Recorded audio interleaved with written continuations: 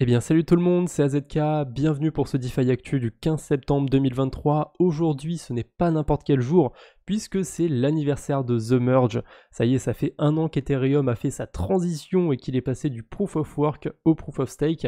Depuis, comme le dit le Crypto Daily, on a eu presque 1 million d'Ethereum de burn et forcément un impact écologique réduit puisque les machines qui font du Proof of Stake consomment bien moins que les machines qui font du Proof of Work. On a une news aussi du côté de Binance, ça c'est pour les gens qui vont faire des dépôts en euros régulièrement. Donc typiquement, si vous utilisez la carte Binance, faites attention par rapport à ça. Ils vont changer de fournisseur de dépôt en euros. Donc si vous faites des virements en ce moment, c'est PaySafe, la boîte avec qui ils travaillent. Voilà, à partir du 25 septembre, ce sera plus eux, donc faites attention par rapport à ça.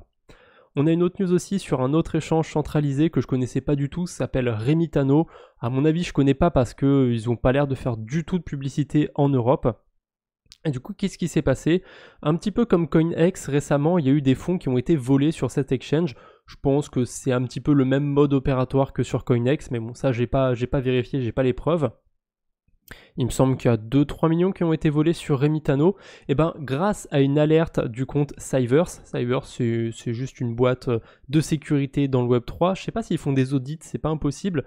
Bref, Cyverse, ils ont un compte d'alerte. Dès que sur la blockchain, ils voient qu'il y a un truc bizarre, hop, il y a un tweet qui est posté. Et grâce à ce tweet, justement, l'exchange Remitano, ils ont pu permettre de, on va dire, éviter le pire, de faire en sorte qu'il n'y ait pas tous les fonds qui soient volés, et du coup ils ont pu sécuriser quasiment 2 millions d'USDT sur Ethereum et sur Tron.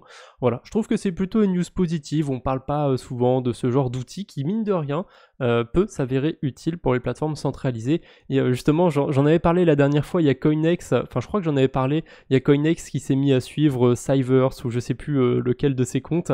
Ils auraient mieux fait de le faire avant, peut-être qu'ils auraient pu sécuriser des fonds comme Remitano. Et d'ailleurs, voilà, Remitano, ça fait 9 ans que ça existe. Ça a vraiment l'air très classique comme exchange, mais je connaissais pas du tout. Voilà. Qu'est-ce que vous en pensez? Est-ce que vous connaissiez? Personnellement, moi non. Il n'y a pas beaucoup de volume sur Remitano. Il n'y a vraiment pas beaucoup de volume. Il y a 3 millions sur Bitcoin, 3 millions sur l'USDT, et sur Ether, il y a 200 000 $. C'est vraiment très faible, mais écoutez, je pense que s'il y a juste quelques personnes qui travaillent chez Remitano, ça peut suffire à les payer. 3 millions de dollars de volume, s'il y a, je sais pas moi, 0,1% de frais, ça laisse déjà pas mal de sous-sous. Donc je sais pas si une exchange est si rentable que ça ou quoi que ce soit. On continue toujours un petit peu du côté centralisé de la force. La Deutsche Bank, la plus grande banque d'Allemagne, qui s'associe à Taurus pour proposer la conservation de crypto-monnaies et d'actifs tokenisés à ses clients. Alors moi perso, je trouve pas que ce soit un truc très positif. En fait, je m'en fous un petit peu de cette news. Les gens qui ont envie de conserver leur crypto en banque, écoutez, pourquoi pas. Mais moi, je pense que c'est débile de faire ça parce que la banque va vous prendre des frais en fait. Tant qu'à laisser entre guillemets la conservation de ces cryptos à une banque, autant, je pense, c'est que mon opinion bien évidemment, mais mettre une copie de sa clé privée dans un coffre en banque tout simplement. Je sais pas s'il y a moins de frais, s'il y a plus de frais en faisant ça, mais je sais pas, ça dépend aussi peut-être de la quantité de crypto que vous avez à déposer. Si c'est 100 balles, c'est peut-être beaucoup plus pratique comme ça. Si c'est 1 million, forcément, c'est peut-être moins pratique. Je sais pas. Je sais pas qui est-ce qu'ils essayent de viser avec cette offre. Est-ce qu'il y aura beaucoup de frais? Je suis assez curieux d'avoir plus d'infos par rapport à ça, mais moi personnellement, si ma banque me propose ça, je pense que je lui dirai non. Je lui dirai non, je peux me débrouiller tout seul. Surtout maintenant, avec les multisig, etc., toutes les sécurités qu'on peut mettre en place. Bon, je pense qu'on a largement de quoi faire. Après, c'est mon avis. On a le TUSD qui est assez particulier en ce moment. Il se passe des choses pas terribles du côté du TUSD et aussi du côté de Justinson. Il y a 500 millions de TUSD qui ont été mintés autour du Huobi ou autour de la blockchain Tron. Je sais plus trop parce que il y avait pas mal d'infos par rapport à ça. Et a priori, depuis qu'ils ont été mintés, ils ont déjà été burn ces TUSD.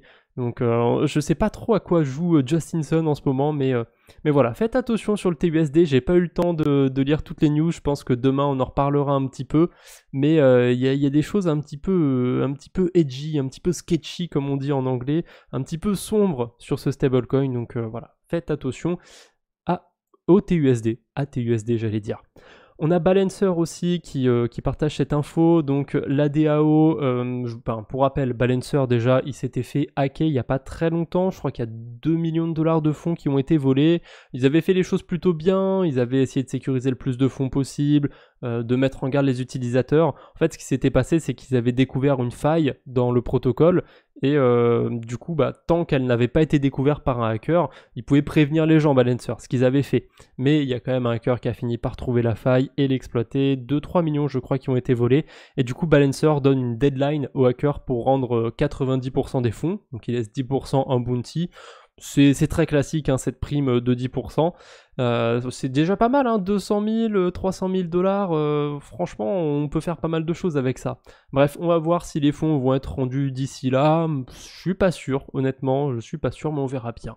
Écoutez, moi, dans tous les cas, je pense que Balancer n'est pas impacté et va pas être impacté si les fonds sont pas rendus, mais ce serait quand même une news positive pour l'écosystème. Surtout qu'en ce moment, voilà, ce bear market, il y a beaucoup de hacks, etc. Je trouve que les gens ont perdu un petit peu confiance en la DeFi. Mais il y a de quoi, honnêtement. On a une nouvelle pool de liquidité du côté de Curve sur la blockchain Base. C'est avec deux stablecoins, le stablecoin USD+, celui d'Overnight. J'en ai déjà parlé plusieurs fois sur la chaîne. Je le trouve assez intéressant, même s'il n'est pas sans risque, évidemment. C'est un stablecoin qui va vous faire du yield nativement quand vous l'avez dans vos toilettes. Donc forcément, quand vous allez le déposer sur Curve, vous aurez plus le yield de l'USD+. Mais pour l'instant, quand on le dépose dans la pool avec le CRV USD, on a 17% d'intérêt à peu près en CRV, et il montre aussi les intérêts sur l'USD+. Donc j'ai un doute finalement, peut-être que sur cette pool Curve, on a aussi les intérêts de l'USD+, mais pour avoir déjà utilisé ce stablecoin, d'habitude quand on le dépose dans une pool de liquidité, on n'a pas les intérêts qui viennent avec. Donc peut-être que sur Curve c'est différent. En tout cas, si c'est différent, ça donnerait quand même des rendements très croustillants, hein, à peu près 28% d'intérêt sur une pool de stable.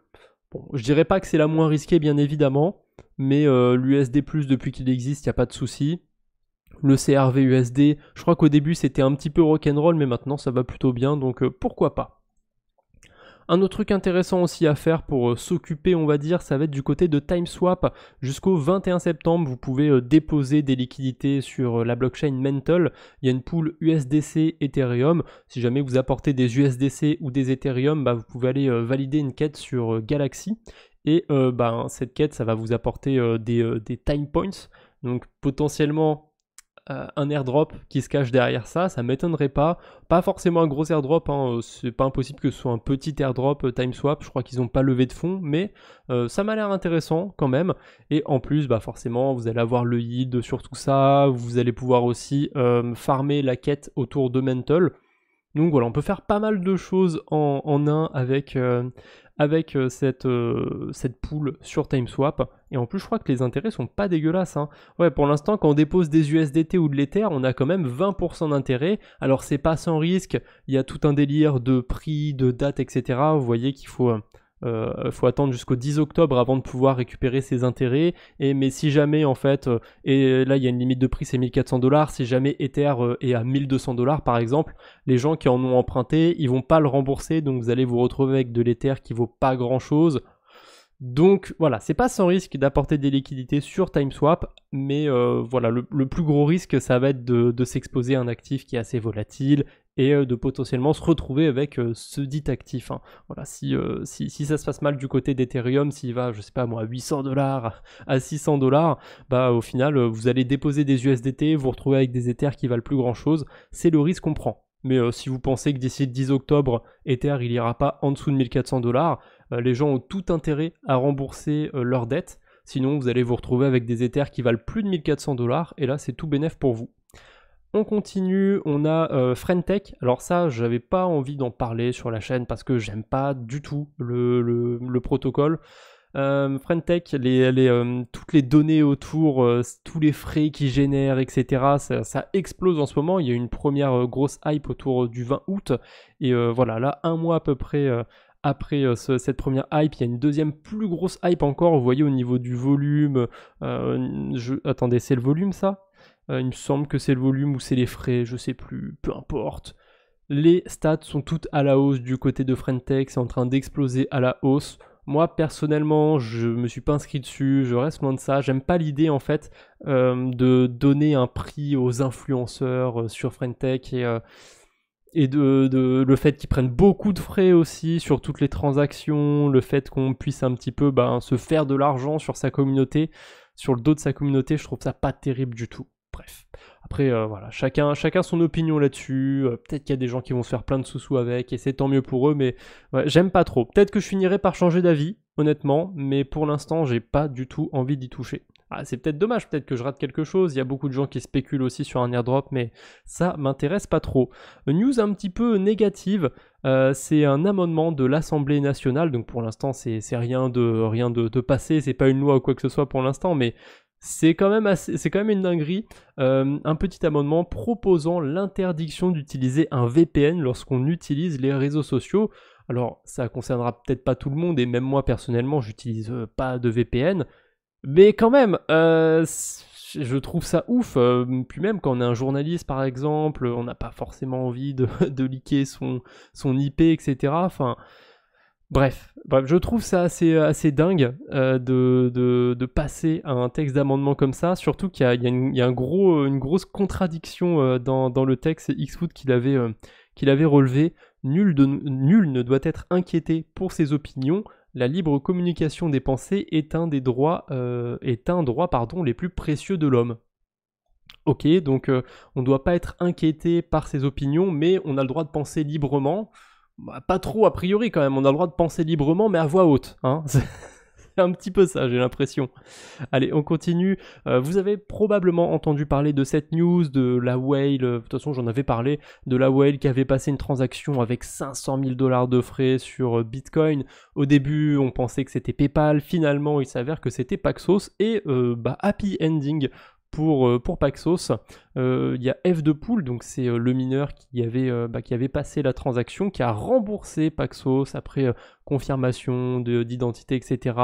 Tout s'est bien passé, Paxos a récupéré ses 20 bitcoins à peu près. Écoutez, c'est cool que ça finisse comme ça, mais c'était assez rigolo de voir que c'est pas n'importe qui, quoi. C'est une grosse entité, Paxos, quand même, et ça fait longtemps qu'ils sont dans les cryptos, donc comme quoi ça peut arriver à tout le monde de faire des erreurs. Voilà, soyez prudents quand vous passez une transaction, regardez bien les frais. On sait jamais. Et on termine par une petite news autour de Crypto Goku. Déjà, bien joué à lui pour les 50 000 abonnés sur X. C'est entièrement mérité, je trouve. Goku, c'est ouf. Il a plusieurs comptes sur Twitter. Il est actif quotidiennement dessus. Dès qu'il y a des news, il les couvre. Enfin, c'est vraiment incroyable. Et puis souvent il est dans mes sources. Hein. Souvent, il apparaît dans mes vidéos. Donc voilà. Merci beaucoup pour le travail que Goku fait. Et jusqu'au 30 septembre 2023, vous pouvez participer à son concours pour gagner une PS5 ou sa valeur en USDC. Ça coûte pas grand chose, il faut suivre son compte et le nouveau compte qu'il a lancé. Il est fou, hein, il lance encore un compte, je crois que c'est son 4e ou son 5e, enfin... Écoutez, voilà, franchement, je suis très reconnaissant de son travail, hein. C'est dingue comment il se donne pour l'écosystème. Voilà, il faut RT, liker, suivre ces deux comptes pour participer au concours. Ça coûte pas grand chose, et si jamais vous gagnez, vous penserez à moi. Voilà, je vous embête pas plus pour aujourd'hui, on se retrouve bientôt j'espère, d'ici là portez-vous bien, salut tout le monde.